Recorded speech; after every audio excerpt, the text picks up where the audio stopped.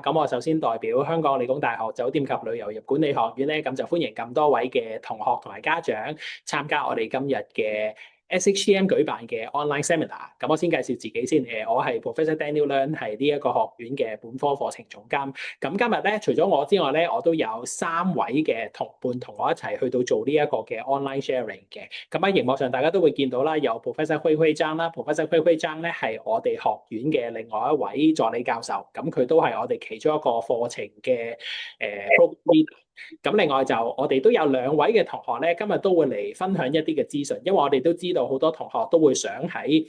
現有嘅同學身上咧可以攞到一啲嘅資料嘅。咁我哋今日都好高興可以邀請到 Bernice 楊係我哋嘅 final year 同學啦。咁另外一位今日都會參加嘅，咁就係 Pico 係啦，Pico 都係我哋學院嘅 final year 嘅同學。咁佢哋2位咧都係讀緊 hotel management program 嘅。咁我轉頭就會交個台俾佢哋，咁佢哋就介紹一下我哋 school 嘅 facilities 啦。咁同埋我都知道同學可能想喺佢哋身上攞到一啲即係學習嘅心得咁樣。咁我轉頭就會再 call upon Bernice 同埋Pico 嘅。咁今日嘅 sharing 咧，咁就好簡單嘅啫。咁我就會為大家講解下我哋學院嘅一啲背景資料啦。咁另外就課程上面嘅一啲嘅安排啦。咁另外就大家最留意嘅收生上面嘅標準咧，咁我都會分享多一啲嘅資料嘅。咁啊，另外就去到最後咧，咁我都會即係邀請 Pico 同埋 Bernice 去到分享一下，就係佢哋有啲咩 tips 係可以俾翻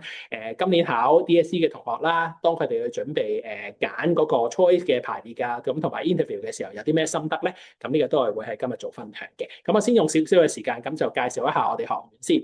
我哋學院咧全名就係酒店及旅遊業管理學院啦，簡稱就係 SHTM。咁就係一間已經有45年歷史嘅一間管理嘅學院。目前咧，我哋學院咧有3種唔同嘅 program 嘅，有2個嘅 Bachelor program 啦，9個嘅 Master program 啦，同埋有3個嘅博士學位課程。現有我哋有超過100位嘅老師咧，提供呢個教學嘅服務啦，嚟自於15至20多個不同嘅國家或者係地區。咁而家喺呢一間學院讀緊書嘅同學咧，就大約係1500位左右。可能大家好多同學同埋家長都會好留意，就係究竟去揀學院揀課程嘅時候，咁究竟呢一個課程上面係一個即係公認係認受性好高嘅一個課程咧嘅。如果你有考慮到呢一點嘅話咧，咁我相信我哋嘅課程同埋我哋學院咧，你都唔需要太過擔心。因為喺旅遊款待同埋喺休閒嘅管理上面咧，我哋喺好多個排名上面咧，都係排名喺世界啦，甚至係亞洲區咧非常之前列嘅位置嘅。咁呢啲嘅排名咧，除咗係考慮到我哋科研嘅成果之外咧，咁亦都會考慮到我哋嘅課程設計啦，同埋國際生嘅比例。咁所以如果你嚟呢度讀書嘅話咧，我哋可以保證就係你學到有一個好好嘅環境啦。另外就亦都有一個好國際化嘅環境，即係可以俾你學習到相關嘅知識嘅。咁一間咁細嘅學院，喺一個咁細香港嘅彈丸地方，咁點解可以咁優秀排得咁高咧？我哋有幾方面係非常之優秀嘅。首先就係我哋有非常之出色嘅教學團隊啦。剛剛都有講過，我哋有超過100位嘅老師提供教學嘅服務啦。佢哋嚟自於差不多20個國家嘅地區。咁你見到咧，屏幕上面就係我哋一部分學院嘅老師。咁佢哋有好多都係嚟自於香港啦、中國大陸啦、韓國啦、加拿大、美國啦、克羅地亞啦，或者係甚至一啲你可能未必諗到嘅國家，譬如係伊索比亞、加納嗰啲咧，我哋都有老師嘅。我哋希望透過佢哋喺唔同範疇上面嘅認識同埋管理嘅經驗，可以俾同學更加了解到，要管理一間酒店，要管理同類型嘅一啲嘅產業嘅時候，咁究竟需要嘅一啲專業嘅知識係啲乜嘢？除咗老師之外咧，我都好着重即係同業界嘅合作。因為社會每一日都喺度變緊。咁而管理上面嘅知識咧，亦都要與時並進。咁所以點解咧？我哋嘅課程大部分嘅科目咧，我哋都會要求老師邀請一位嘅業界嘅 manager 或者係業界嘅一啲管理階層過嚟分享一下最新嘅行業資訊啦，同埋一啲管理上嘅技巧。咁當同學去到畢業嘅時候啦，咁亦都可以即係喺佢哋身上可以套用翻呢一啲嘅策略，令到佢哋嘅公司嘅競爭力可以有所提升。咁另外一個我哋學院同業界好緊密嘅合作咧，就係我哋所有入讀呢一個 program 嘅 Year One 同學咧，我哋都會配對一位嘅 industry mentor 俾翻呢一位 Year One 同學嘅。個原因就係因為我哋都知道同學可能初入嚟嘅時候，未必對佢嘅工作啊或者係職涯嘅規劃上有好充分嘅了解。咁所以我哋好希望透過我哋嘅畢業生啦，同埋我哋業界嘅伙伴，利用到佢哋嘅經驗同埋人脈，可以俾同學更加知道究竟喺呢4年嘅學習生涯上邊需要規劃到嘅嘢係啲咩咧？需要學到嘅技能係邊一啲咧？咁呢個都係我哋學院另外一個同業界非常之緊密合作嘅一個嘅 program 嘅。咁當然啦，除咗有軟件唔同嘅人之外，我哋學校嘅硬件咧亦都非常之充足嘅。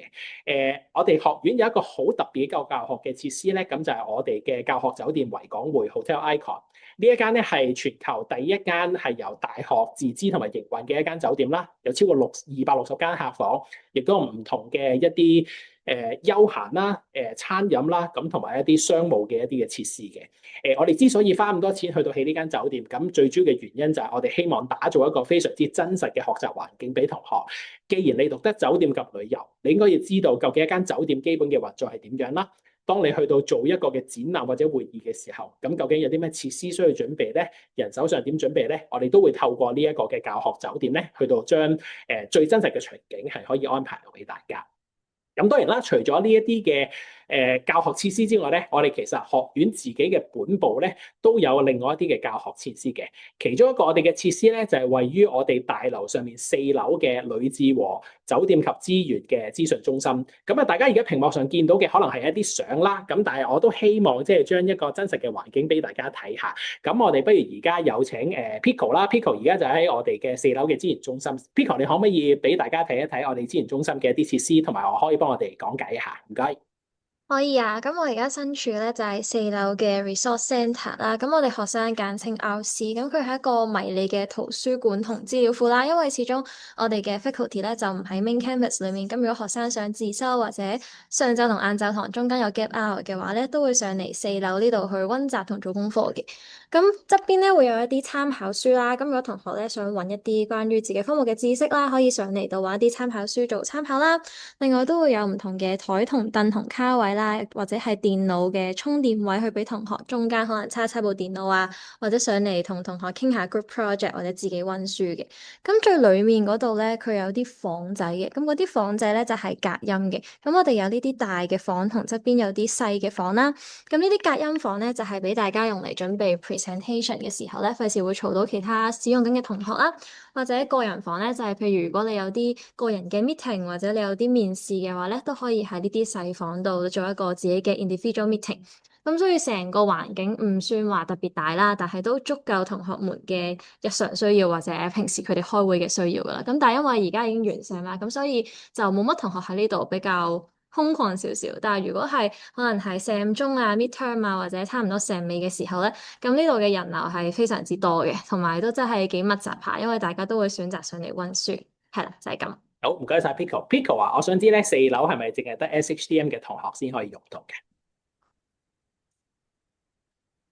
？4樓呢個地方咧，佢係咧需要拍卡先入到嘅。咁咧要拍嘅咧就係我哋 SHTM 嘅學生證啦，咁就係門口個位。咁入嚟嗰位咧，一定要係拍卡先入到啦。咁就唔係大家經過咧就可以入到嚟溫書嘅自由區域嚟嘅。係啦，因為咧本身 PolyU 咧有佢自己嘅 library，咁但係咧啱啱 Pico 介紹嘅呢一個資源中心咧，咁就只有係 SHTM 嘅同學先可以用到。咁所以點解咧？我哋都有即係一個 security 嘅設施啦，確保只有係 SHTM 嘅同學先可以入到嚟嘅。咁就唔該晒 Pico 嘅介紹啦。咁啊，除咗有資源回收中心之外咧，我哋學院咧都有自己嘅一個 innovation hub 或者我哋嘅 computer lab 嘅。咁呢個 computer lab 嘅全名咧就係 TanxuLin Innovation Hub 啦。咁就係一個地方，主要係俾同學學習點樣去利用到一啲軟件啦，或者係利用到一啲嘅工具咧，可以做一啲大數據嘅分析嘅。咁啊，剛剛 Pico 咧有介紹過呢一個嘅資源中心啦。咁我而家喺相關嘅班房嗰度咧，咁我見到 Professor Hui Hui Zhang 咧都喺嗰邊嘅。Professor Zhang 可唔可以介紹一下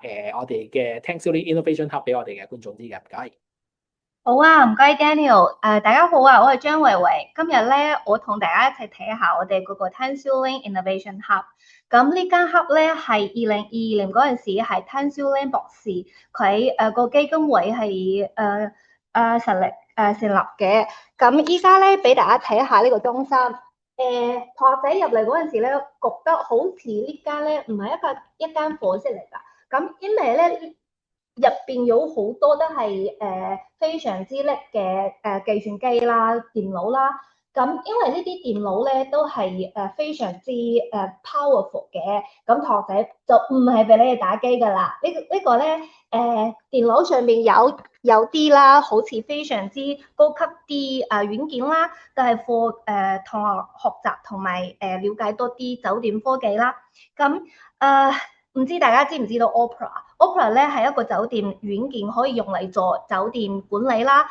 好似客房可以處理預訂啦，可以清潔啦，可以退房啦，都可以攞個 record。同埋呢啲軟件咧都可以俾到大家預測埋未來嗰個需求，同埋咧實時可以調整嗰個價格。咁大家可能之前都有個體驗啦，前幾日見到嗰個酒店係好平嘅，不過咧過幾日之後咧嗰個價錢就唔同㗎啦。點解有呢啲變化咧？就係因為有呢啲 revenue management 軟件，大家咧可以實時做到嗰個 revenue 可以做到最高嘅，所以咧有呢啲非常之 advanced 非常之先進嗰啲軟件啦，大家可以學習到最新嘅酒店科技。同埋咧呢間Innovation Hub，我哋有 Big Data Classes 都有用嘅。我依家咧就教緊呢個 Big Data Class。喺呢個 class 入邊，我哋唔單止教同學仔點樣可以使用嗰啲programming 軟件啦，同埋喺呢間 Innovation Hub 度咧，Pico 上一個成都有參加啦。呢啲 laptop 咧係每人可以做到一台嘅，咁大家都可以做到一個 hands-on experience。就唔單止老師喺度講啦，咁同學仔都可以自己試下點樣真係可以 handle with big data 啦，同埋可以了解到依家最 hit 嗰啲 trend 係乜嚟㗎，同埋依家咧下一季我哋香港個旅遊需求係有幾多啊？呢啲 insights 咧就可以幫到我哋行業啦，同埋同學仔啦，了解多一啲最新嗰啲趨勢，同埋咧可以做出相應嗰啲唔同嘅管理啦，同埋準備啦。同埋咧呢個 hub 我哋都有邀請翻嗰啲industry 最新嗰啲行業 leader 翻嚟俾同學仔做一個分享啦。所以咧呢間 hub 唔單止係一個學習嗰個地方，都係我哋大家同學仔一齊傾偈，一齊 brainstorm， 一齊大家傾下未來行業係點樣發展，點樣創新有點樣未來唔同發展嗰個地方。所以咧都希望大家有機會可以加入 SHTM， 可以一齊嚟睇下，一齊嚟使用下呢間好叻嘅 Resource Centre Innovation Hub。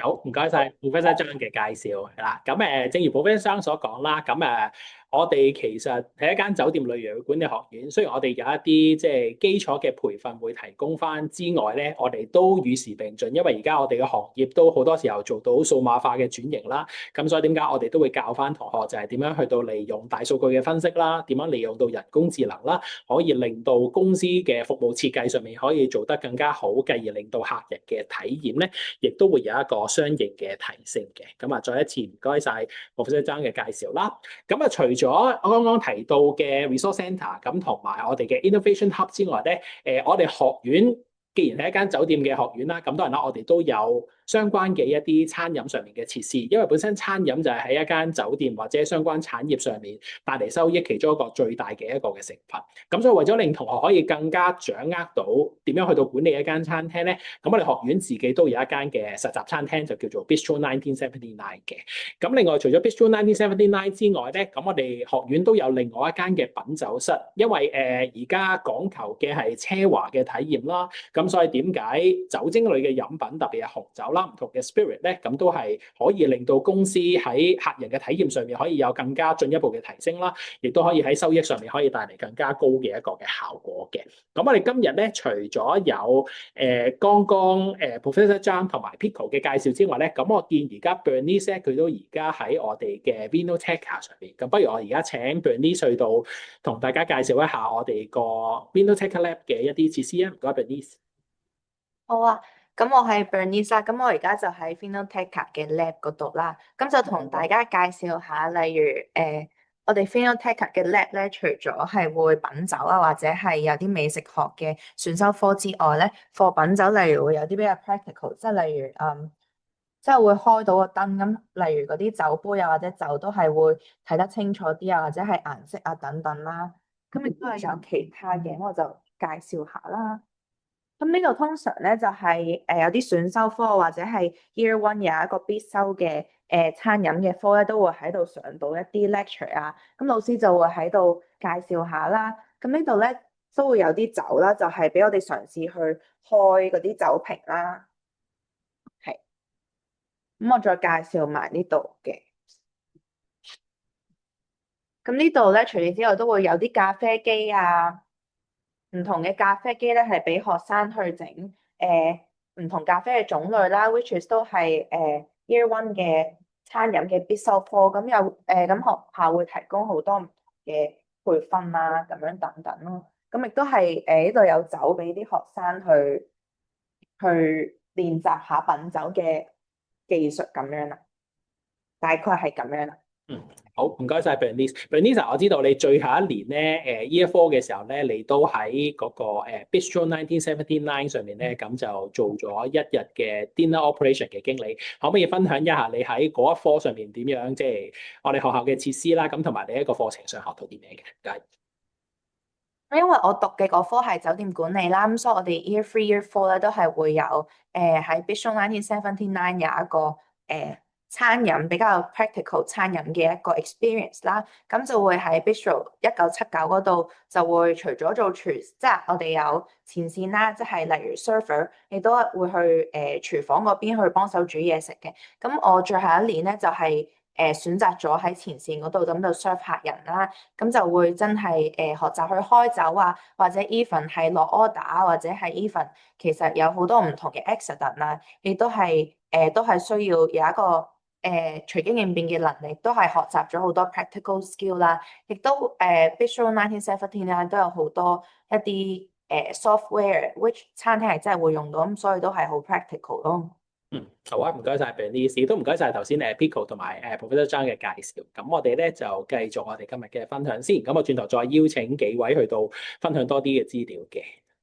咁咧我相信大家今日嚟得 seminar 都會對我哋嘅 undergraduate program 就感興趣啦。咁我呢度有少少嘅資料咁就分享翻先。我哋嘅 bachelor degree program 咧就只有一個嘅，咁就係 JS3310，係 Bachelor of Science Scheme in Hotel and Tourism Management 啦。呢個係一個4年嘅課程啦，需要完成嘅學分咧就大概係121到133。咁另外咧，我哋都會有一個4至7個嘅 training credit 咧，係需要同學喺畢業之前完成嘅。我哋呢個 program 咧 total 會收74位本地嘅同學。我哋除咗有74位嘅本地同學之外咧，我哋都會有一啲非本地生咧都會加入去呢個 program 嘅。咁我哋為咗要打造呢一個國際化嘅環境咧，咁我哋每一年我哋都花好多即係時間同埋精力咧，去到世界地方去到 recruit 呢啲同學啦。平均我哋每一年大概都會有30至40位嘅海外生咧會嚟參加呢一個嘅課程。咁呢個都係點解我哋希望為同學打造嘅一個環境就係一個國際化啲嘅學習嘅氛圍嘅。呢度少少資料就分享翻就係我哋個課程設計係點樣啦。Part A 咧，咁主要係一啲無論你喺理工大學讀邊一個本科課程咧，都需要完成嘅一啲嘅科目嘅，譬如係一啲語言嘅科目啦，或者我哋一啲叫做嘅 CAR 嘅 subject 啦 ，Cluster Area Requirement，譬如一啲科學啊、人工智能、數據分析啊，或者係服務學習嘅一啲嘅課程。咁呢個就係其中一部分大家必須要完成嘅學分。至於喺 SHCM 嗰邊咧，主要可以分為幾個部分嘅。第一就係一啲 common 嘅 subjects，就係話無論你係讀邊一個嘅專業範疇，都必須要完成嘅一啲嘅科目啦。譬如係 marketing management 啦，點樣去到做營銷啦，點樣去到財務管理 financial management 啦，點樣去利用到科技去到提升競爭力 technology strategy 啦，或者係甚至一啲數碼化轉型嘅科咧，都係一啲必修嘅科目嘅。咁另外啦，同學亦都可以喺最後一個學年上面咧，可以揀寫畢業論文，以個人形式寫畢業論文啦，或者以一個團隊嘅方式去做一個創業或者創新嘅 project。咁呢度有2個嘅選項可以俾翻大家。咁另外同其他理工大學嘅課程都差唔多，我哋都會要求同學即係可以去揀翻就係譬如係選修科啦，或者係副修另外一個範疇嘅。同學可以喺 PolyU 嘅其他 department 可以揀副修，譬如係 marketing 啦。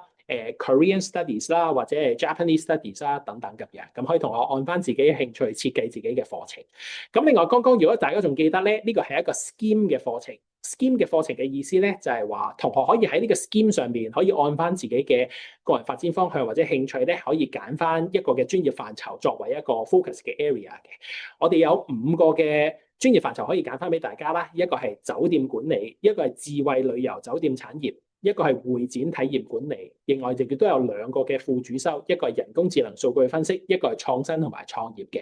簡單去理解呢一件事就係話，如果你譬如去到揀其中一個專業範疇，打個比喻就係話，譬如你揀智慧旅遊酒店產業咧，我哋會有6個嘅科目係只有呢一班同學先至會去學到嘅。咁呢一度咧就係有3科喺呢一個智慧旅遊及酒店產業上咧關乎到嘅科目啦。咁就係點樣可以令到成個嘅服務設計更加智慧化啦？點樣利用到人工智能去到分析客人嘅偏好啦？點樣利用到社交媒體同埋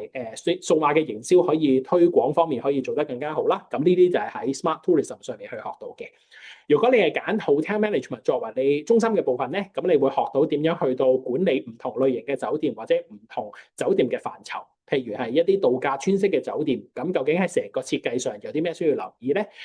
如果要定啱嘅價格，咁究竟 Revenue Management 上面需要學到嘅一啲嘅 Principles 啊，或者係一啲嘅Logic 係點樣咧？咁呢啲就會喺相關嘅科目上學到。咁另外啦，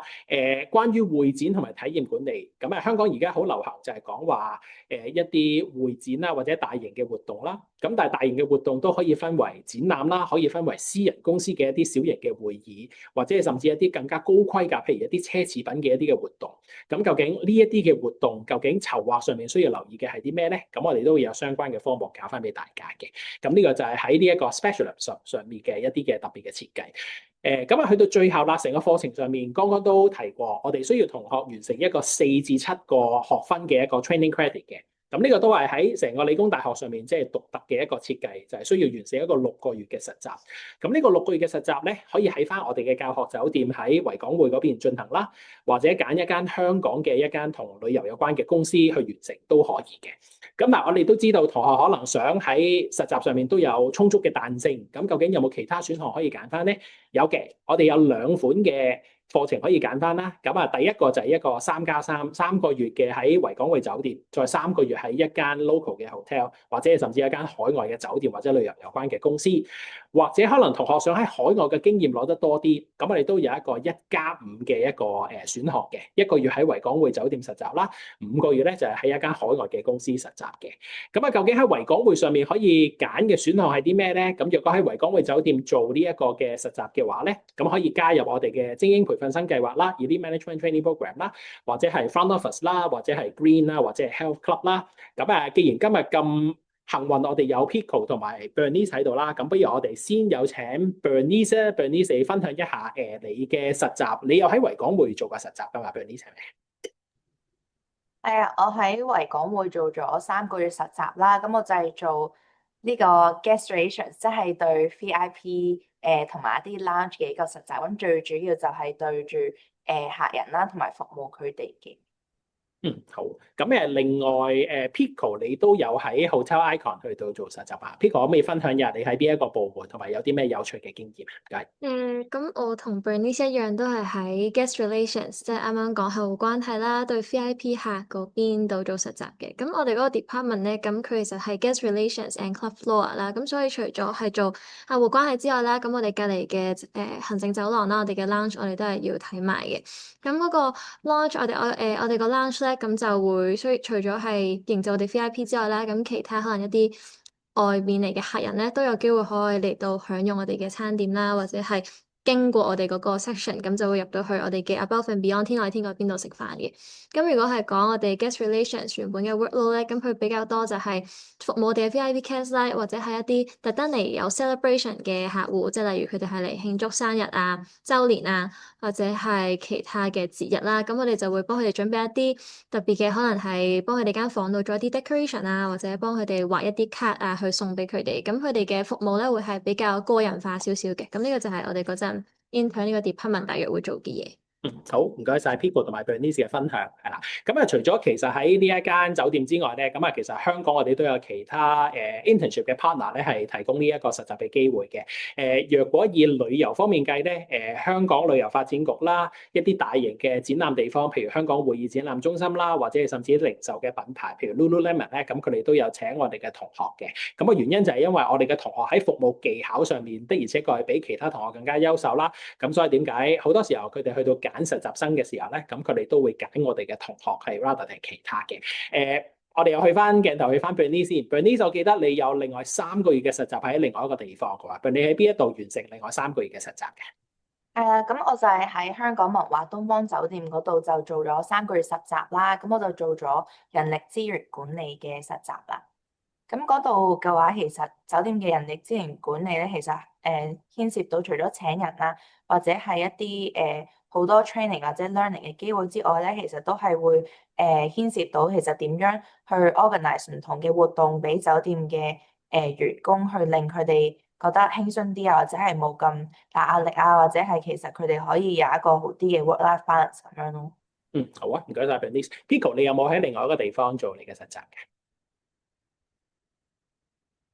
有，咁我另外嗰3個月咧就喺金鐘嘅港島香格里拉度做實習啦。咁我嘅情況就同 Bernice 唔同，咁 Bernice 就會比較喺 back office 嗰邊咧，喺 office 度返工。咁我就係喺前台嘅。咁我嗰陣嘅 position 咧就係 front office trainee 啦。咁喺5星級酒店嘅實習咧，咁因為始終都係一個大集團嘅酒店，咁所以你除咗我真係做 front office 嘅之外咧，我都有機會去涉獵下其他 front office 嘅 department 嘅。咁除咗大家認知可能要喺前台度做 check in out 之外啦，咁可能concierge 啦，幫手管理行李嗰方面啦，或者係我哋嘅 guest relations 啦，甚至係喺 Island Shangri-La 啦有一層咧係 family floor 嚟嘅，咁就係特登去歡迎一啲家庭嘅客人啦，咁即係會帶埋佢哋嘅 BB 或者小朋友，咁我都有上到去嗰層去體驗下啦，同埋去學習嘅，咁就學習到一間酒店營運其實喺方方面面，其實由朝到晚都做緊唔同嘅 task 啦，究竟要喺唔同嘅時間或者對應唔同嘅客人嘅時候，需要用啲咩嘅溝通方式，或者要俾到啲咩服務俾佢哋咧，都係喺嗰次嘅實習裏面獲益良多。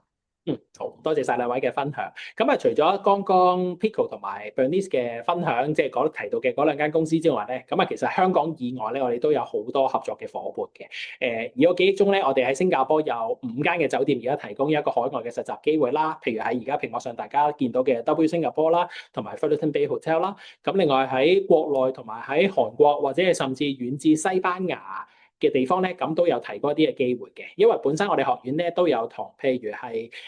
World Tourism Organization 有一個好緊密嘅合作啦，咁我哋都定期收到佢哋嘅邀請，希望我哋嘅同學可以過去做呢一個6個月嘅實習嘅，咁所以如果嚟呢度做嘢嘅話咧，去讀書嘅話咧，咁你哋會有好多唔同海外學習嘅機會。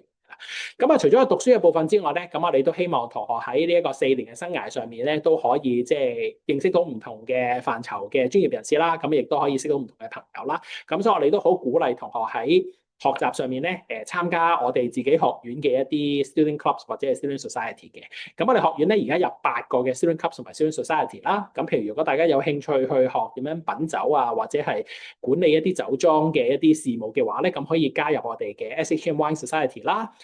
另外我哋都有 event society 啦。咁我哋會去參觀同嘅一啲嘅展覽啦，或者係活動啦，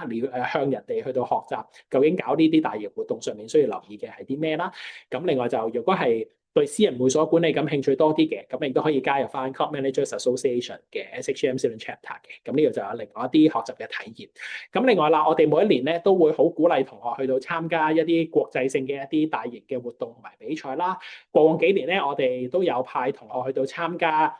全球最大嘅一個 student run 嘅一個比賽，就叫做 Young Hospitality Summit。咁我哋都有同學喺唔同嘅獎項比賽上面咧都有攞到獎啦，譬如一啲科研嘅獎項啦，一啲創新比賽嘅項目啦，或者係甚至一啲仿真嘅大賽，即係做一啲 simulation 嘅一啲比賽上面咧都有攞到獎項嘅。咁呢個都係另外一個我哋學院都好希望同學可以透過參加比賽，分享佢哋嘅經驗，或者其他同學身上可以攞到一啲更多嘅知識。咁就係另外一種嘅 enrichment program。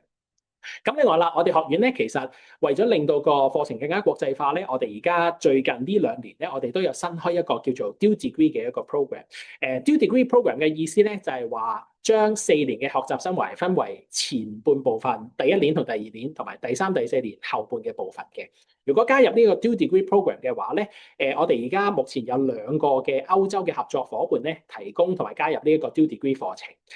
簡單去理解呢件事就係話，如果你加入呢個 Dual Degree 課程嘅話咧，第1、第2年就會喺理工大學嘅 SHCM 讀書啦。第3、第4年咧就會喺而家屏幕上大家見到嘅2間大學，其中一間咧就完成第3同埋第4年嘅課程嘅。我哋有一間喺奧地利維也納嘅私立大學，呢間大學嘅關於 Technology Management 同埋 Innovation Management 非常之出名，咁就係 Model University Vienna 啦。咁另外一間咧就係喺法國嘅 Institute Life，咁就係一間好耐歷史嘅一間 Culinary Arts 嘅一間學院嘅。咁如果同學可能想喺呢個4年生涯上面，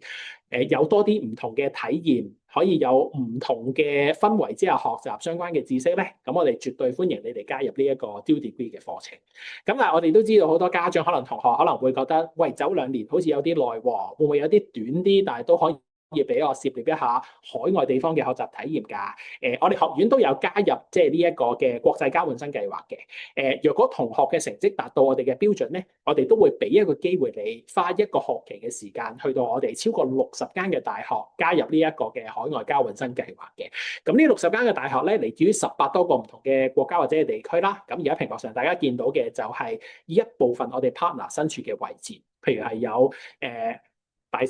大洋洲嘅澳洲啦、新西蘭啦、歐洲嘅荷蘭、西班牙啦、瑞士啦，甚至係亞洲區嘅台灣啦、韓國啦、日本啦。以我記憶中咧 Pico 同埋 Bernice 咧都好似係有參加呢一個交換生計劃嘅。咁譬如我哋今次先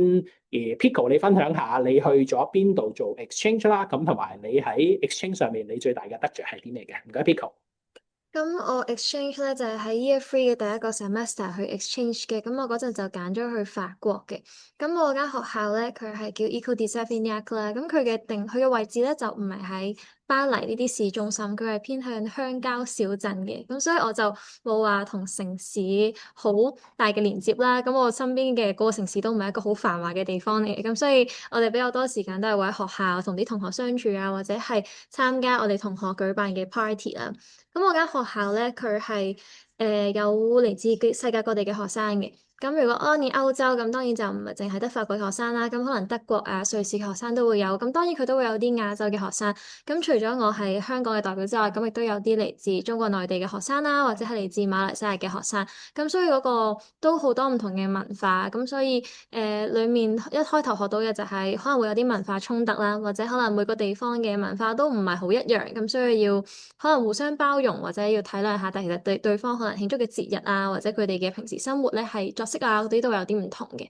咁我哋嗰邊咧嗰間學校咧，可以同大家分享就係我間學校咧返學嘅 dress code 咧係要着 business attire 嘅，咁所以係每日返學都要着西裝嘅。咁所以就係佢嘅目的就係希望啲學生係更加可以融入到呢一個行業啦，同埋對呢個行業有比較多嘅 sense of belonging。咁所以我哋每日都係要着唔同嘅 suit 返學校啦。咁但係我哋學校都好着重同學嘅玩樂，咁所以我哋都有唔同嘅 party，例如我哋嗰陣 Halloween 或者係就快完 sem 嘅時候咧，都會有個 party 俾大家一齊玩啦，一齊飲嘢等等。咁所以呢個就係我嗰陣 exchange 嘅校園生活。好，唔該晒 Pico。Bernice 你去咗邊一度做 exchange 嘅？咁我嘅話，我就係去咗英國啦，咁就叫做一個 Oxford Brookes University 嘅一個大學啦，咁就係喺 Oxford 嘅城市嗰度做 exchange。咁我覺得 for 我最大嘅得着咧係有唔同嘅 transferable skills 啦，即係例如social skills 啦，因為其實呢個 exchange 嘅生活係俾你 immerse 喺一個完全英文嘅環境，同埋真係一個陌生地方啦，同埋冇識嘅人嘅空間入邊，所以係即係好多嘢都係由零開始啊，去點樣 build 你嘅 social circle，或者係點樣去同唔同文化嘅人去交流，都係一個好大嘅得着啦。咁除此之外，我覺得更加認識英國嘅特別 marketing 喺 hospitality 係點樣唔同，係都幾大得着咯。因為其實每個地方嘅 hospitality 都係好唔一樣，咁所以其實即係呢樣嘢係好擴闊到我嘅視野。同埋我覺得喺 exchange 其實獨立啊，或者其實 multi-tasking 仲有好多好多嘅skills 都係學到翻嚟，所以其實都係好大得着咁樣咯。好，唔該晒分享。我其實認識咗 Bernice 同埋 Pico 都好多年啦。咁我見住佢哋去完 exchange 啦，咁同埋去完實習之後咧，兩個都而家非常之成熟啦。咁兩位都係我哋學校公認最優秀嘅其中兩位學生啦。咁我都希望佢哋喺嚟緊即係畢業之後，可以喺我哋行業上面揾到一份好嘅工作啦。咁同埋可以將佢哋學識到嘅嘢去到即係分享翻俾佢嘅師弟師妹啦，或者甚至係幫到佢哋嘅公司可以更加提升個競爭力嘅，係啦。好啦，去到今日嘅分享最後一個部分啦，咁就係關於一啲收生上面嘅要求啦。咁呢一度咧，咁就 Professor Zhang 同埋我咧，我哋都會即係分享多少少資料嘅。若果你哋聽完 talk 或者係睇完我哋嘅資料之後有興趣報名嘅話咧，咁就記住啦。所有嘅申請咧，我哋都會經過兩個嘅門檻，去到睇翻究竟你合唔合到我哋嘅資格，去到加入我哋嘅 program 嘅。首先你必須要達到即係所有香港公開大學、公立大學嘅一啲嘅基本嘅入學要求啦，咁就係中文、英文要有3分啦，數學要有2分啦 ，Citizenship Social Development 要攞到 Attain 嘅成績啦，另外2科嘅選修科都要攞到3分嘅。呢一個係 PolyU 咁同埋所有公立大學嘅一個基本嘅門檻。咁啊，當你達到呢一個門檻之後咧，咁我哋就會將你攞到嘅成績，我哋就會乘以一個嘅比重。我哋 SHM 嘅比重咧就係將所有嘅科目都係乘以7。我哋冇特別嘅科目需要攞到指定嘅成績，亦都冇邊一科嘅嗰個比重係高嘅。咁所以點解就係話，無論你係讀商科又好，你係讀理科又好，甚至係讀文科嘅同學咧，我哋都好邀請你即係加入我哋嘅 program 嘅，因為我哋都會確保同學係攞到足夠嘅基礎訓練，先至去讀一啲即係更加進階嘅一啲嘅課程。咁所以無論你嘅基礎訓練可能係比較充足啲，有讀到女款科或者係冇讀到嘅話咧，都唔需要話即係太過擔心呢一個部分。我哋都好歡迎咁多位同學 DSE 嘅同學咧去到報我哋嘅 program 嘅。咁啊，當乘咗7之後咧，我哋之後下一個會睇嘅咧就係你最好嘅5科嘅成績。我哋都同樣地冇話邊一科咧係需要攞到指定嘅成績，或者係必須要讀邊一科嘅。總之你最好嗰5科成績加埋嘅分數，咁我哋就會以呢一個作為一個標準去到揀邊74位同學可以入嚟報呢一個嘅 program 嘅。過往1年，我哋有52位嘅同學咧係經 JUPAS 呢個方式入嚟讀書，咁佢哋平均嘅入學嗰個 DSE 嘅成績咧就大概係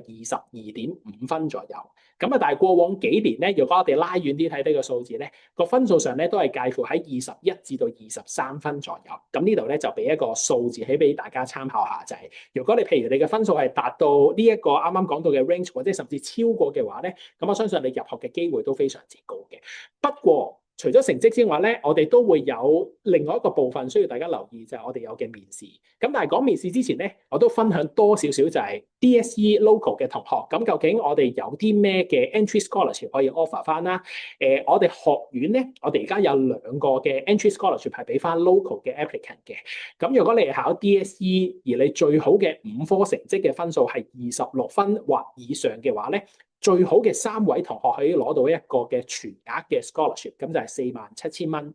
咁另外就我哋會有7個嘅名額係俾翻 DSE 總分係25分或者25.5分嘅成績嘅同學，咁佢哋屬於 Tier 2，咁可以攞到半額嘅 entry scholarship 嘅。咁呢個就係經DSE 考試同埋經 JUPAS 嘅途徑可以入學嘅同學咧，可以攞到嘅 entry scholarship。咁我哋都有一部分嘅同學咧係經 non-JUPAS 嘅途徑嘅。咁如果你嘅考 IB 嘅話咧，咁你嘅成績係36分或以上，咁最好嘅嗰2位同學咧，亦都可以攞到另外2個嘅全額嘅學費，就係47,000蚊。咁呢度就係一啲關於 entry scholarship 嘅一啲嘅資料。咁剛剛都有提過啦，咁啊除咗成績之外咧，我哋都會有一個嘅面試嘅部分。咁啊，當大家喺7月知道咗成績之後咧，咁啊你哋會有時間去到再重新排列過嗰個次序啦。所有合資格嘅同學，即係話達到咗我哋嘅門檻，而又擺咗我哋嘅 program 喺 Band A， 即係頭3個 choice 嘅話咧，我哋都會邀請你去到做一個嘅面試嘅。呢一個嘅面試咧係一個即係 face to face 嘅面試，你必須要親身出席啦。我哋會有1位嘅老師，咁甚至係有2位嘅 industry 嘅 executive 咧過嚟同你做呢一個嘅 panel interview 嘅。時間就大概係10至15分鐘啦，全程都會係用英文去到進行，因為我哋成個學院上堂，我哋都有一個特定嘅一個 medium of instruction 就係用英文，咁所以點解我哋連面試咧都係會用英文進行嘅。同學就非常之建議要着翻 business attire 啦，俾人一個好啲同埋專業啲嘅形象啦。咁啊，正如頭先 Pico 都有講過，某啲嘅學院咧，其實佢哋都有指定就係話必須係要着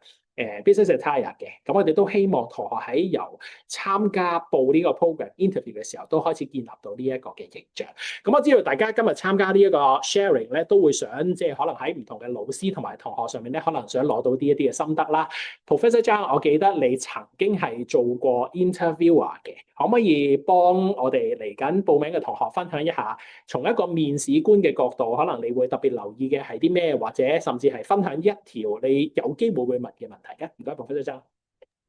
好啊，唔該 Daniel。因為咧，我之前有幫手做過我哋 JUPAS interview 嘅，咁同學仔咧第一條就係要自信噶啦，唔理你自己知道幾多，或者你自己真係有冇試過呢個 industry，第一條就係自己需要知道自己呢啲係乜嘢，因為大家都係高中畢咗業啊嘛。始終咧 industry 經驗肯定唔夠嘅，不過咧就需要自己諗下，可能我未有做過 industry 嗰啲 internship 啦，不過咧個個都可能試過自己出嚟旅遊係嘛？咁旅遊嗰陣時咧可以試下，好似我覺得有啲 service 係幾好嘅，咁呢啲經驗咧同埋你自己嗰個諗法咧都可以係 interview 嗰陣時同 interviewer share 嘅，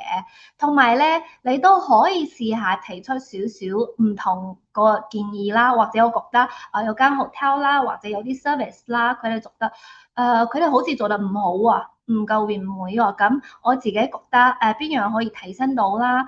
咁同埋咧，如果我真係加入呢個課程之內咧，我可以學到啲乜嘢，真係可以 improve 到依家呢個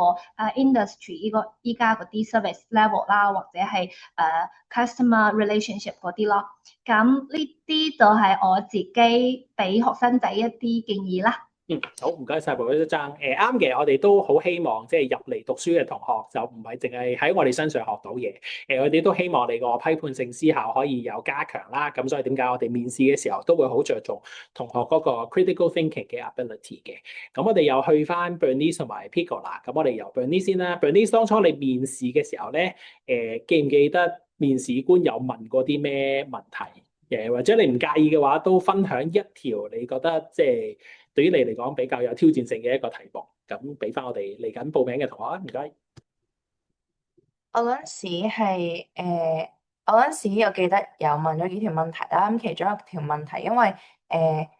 我係有做過一個好短嘅 internship，which is 喺水上公園嗰度做過 internship 啦。咁所以啲 interview panel 係好 surprise。咁所以佢哋問點解你會揾到呢個 interview，或者點解我會想做呢個 interview 咧咁樣？咁我覺得嗰陣時對我嚟講比較難嘅問題，可能係即係點解我會對酒店業或者係 hospitality tourism 業係感興趣啦？即係可能我覺得，即係我嗰陣時好緊張咁樣啦。咁所以我覺得我俾嘅 tips 係真係confident 啦，同埋就算即係你未好 organize 到你講啲咩，但係其實你係要真係 show 到你 at least 係對你自己講嘅嘢係有把握或者係 presentable 同埋真係可以 show 其實你點解會對呢個行業有興趣，或者係點解我會想入 PolyU 嘅 SHTM 咧？我覺得都係好重要咁樣咯。咁如果真係緊張諗唔到個 structure 嘅時候，可以首先可能諗一啲 topic sentence 或者一啲 keyword，咁之後再慢慢冷靜落嚟再 elaborate，我都覺得係可以嘅。好多謝你嘅分享。的而且確嘅，有啲同學可能喺面試比較緊張啦。咁最緊要放鬆心情。其實我哋唔係想透過呢個面試係真係想用一班好 harsh 嘅 interviewer 想即係 screen out 一啲 candidate 嘅，我哋其實最主要係想睇翻究竟同學嘅性格啦，佢嘅溝通能力啦，係咪達到咗呢個行業應該有嘅標準？我哋都唔會對同學知識上面有一個好大嘅一個期望嘅，因為如果你好熟呢樣嘢，咁就唔需要嚟呢度讀書。咁所以就 Bernice 嘅分享好好嘅，最緊要係有自信，最緊要即係有一個清晰嘅思維喺表達方面，即係將你嘅諗法講出嚟。我相信你哋嘅表現都會好好嘅。Pico，你有冇另外一啲嘅suggestion，或者係當初你面試嘅時候有咩即係問題係覺得好挑戰性嘅？咁我嗰陣面試其實問嘅嘢都係大同小異，都係一開頭可能有個 self 嘅 introduction 啦。咁我自己嘅建議或者係 tips 就係首先見到個 screen 係 business attire，咁所以可能係喺服裝上儀容上咧要執正一下先面試，因為始終呢個行業都係對客人嘅。咁表面上咁當然就係可能女仔嘅話就可能有啲簡單嘅 simple makeup 啦，或者你無論男仔定女仔，你都要整理好你嘅髮型啦，同埋你一定要係面帶笑容咁入去面試。咁當然面試期間都要同個考官有 eye contact，即使你好緊張，你都係要有 eye contact 嘅，因為你冇理由一路耷低頭啊，或者個眼神好飄忽，咁樣就會令到個考官覺得你好似唔係好有自信咁啦。咁啱啱 Professor Daniel 都有講到，就係其實個面試我印象中就冇問到真係關於行業好 in-depth 嘅知識嘅，因為始終你都啱啱 DSE 考完啫。咁但係我覺得要有一樣嘢就係你要好清楚你遞交嘅嗰份 personal profile 裡面嘅內容啦，即係可能係你中學參加過嘅課外活動，或者係你啱啱 DSE 考完有返過 part time 嘅，有做過義工嘅。咁呢啲經驗你應該要喺面試之前已經準備好，因為好多時我記得我面試嘅時候，個考官都有問到我 DSE 返 part time 之後，我係有返咗份 sales 嘅 part time 嘅。咁究竟你喺呢份 part time 度學到啲乜嘢啊？或者關於我中學嘅時候做嗰啲義工服務嘅時候，會唔會係其中一個令到你想加入呢一個行業嘅契機啊？咁所以我覺得喺面試之前就要記得你自己有啲咩嘅個人經驗。咁我覺得個人經驗係一個好有說服力嘅 point 嚟嘅。咁所以大家可以嘗試喺你答問題嘅時候，可以加翻一啲自己個人嘅故事啊，咁樣會令到你個答案說服性會高啲。好多謝晒 Pico 嘅分享。我以前都有遇過啲同學好緊張，咁我哋其實好多面試官咧都會用一啲引導式嘅題目，即係希望你可以分享得多啲嘅。其實你哋身邊發生，譬如你哋以往旅遊嘅經驗啊，住過酒店嘅經驗啊，或者甚至頭先 Professor Zhang 講過，即係可能你喺香港其中一間酒店食過嘢，可能有啲問題你覺得可以解決嘅，不妨將你嘅諗法講出嚟。呢啲都會係我哋覺得攞嚟評核你適唔適合讀呢個 program 嘅一啲準則或者一啲嘅證據嘅。咁我哋希望同學可以多啲分享你自己個人嘅經驗啦，唔好太過怕醜，最緊要係 eye contact 或者係清晰表達到你嘅意見咧。咁我相信大家都會表現得好好嘅，係啦。去到最後啦，好多家長同埋同學可能都會好留意就係究竟讀完呢個 program 之後，咁究竟做啲咩咧？大概人工係點樣咧？人工嘅方面咁就好抱歉，因為始終咧我哋個畢業生嘅就業問卷咧，我哋係由大學嗰邊咧去到做個 execution， 咁所以咧暫時我哋就只有關於學院上面咧喺2022年嘅 graduate 嘅 employer survey 咧可以即係分享翻。當年我哋嘅畢業生佢哋平均嘅人工咧就大概係21,000蚊港幣左右。咁但係如果你計翻通脹率嘅話咧，咁我哋都其實同其他 PolyU 嘅部門佢哋嘅平均畢業生嘅水平咧都係略高嘅。咁所以大家可以攞呢一個作為參考啦。至於公司啦，嗱雖然呢一間係一間叫酒店及旅遊業管理學院，我哋都會有好大部分嘅同學係喺傳統嘅酒店，譬如係一啲top tier 嘅酒店啦，譬如 Four Seasons 啊、Rosewood 呢啲做嘢啦，或者甚至一啲旅遊嘅公司，譬如係航空公司啦，或者甚至係旅行社。咁但係咧，大家不妨將個眼光放遠少少。其實我哋所謂嘅旅遊業咧，可以掂到嘅範疇好廣泛嘅，所以有關零售啦，所以有關服務啦，或者係甚至一啲要俾 advice 嘅一啲嘅行業咧，其實都同我哋嘅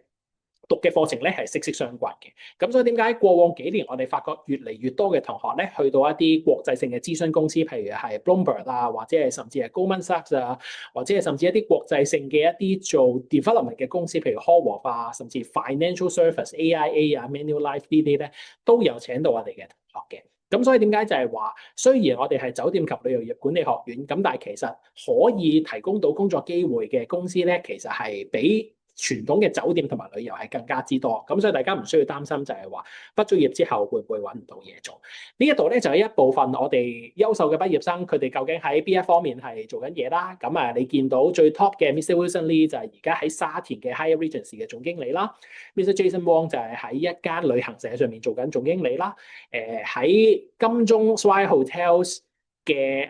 Swire Hotels 呢一個集團上面嘅 Operations 同 Efficiency 嘅 Assistant Director 就係我哋嘅畢業生 Silotus 啦。Shangri-La Group 嘅所有餐飲上面嘅服務或者係設計咧，都係嚟自於我哋12年嘅畢業生 Kelvin 嘅作品啦。咁另外甚至大家可能搭飛機都依然係搭緊我哋其中一個畢業生 Kathy 揸緊嘅飛機，或者係 join 緊一啲 restaurant 嘅 membership， 都係由 Calista 呢一位15年嘅畢業生咧係管理緊嘅一啲嘅項目嘅。咁你見到佢哋嘅工作咧都係非常之廣泛啦，亦都有唔同嘅範疇嘅。咁所以點解就係話讀呢一個 program 可以帶到你嘅地方非常之多。咁我哋都希望同學喺考慮 program 嘅時候都會積極考慮翻我哋啦。咁啊當然啦，若果大家想可以喺我哋嘅學院上攞到更多嘅資訊嘅話咧，咁而家屏幕上咧都有唔同嘅 QR code 可以帶大家去翻我哋嘅社交媒體嘅平台，可以睇翻我哋一啲最新嘅一啲嘅學員資訊嘅。咁啊喺呢一度咧，咁我就完成今日嘅 online sharing 啦。咁啊再一次多謝大家抽時間過嚟。咁我係 Professor Daniel Leung，我哋今日亦都有 Professor Hui Hui Zhang 去到做 sharing 啦，亦都多謝 Pico 同埋 Bernice 去到做呢一個嘅分享嘅，係啦。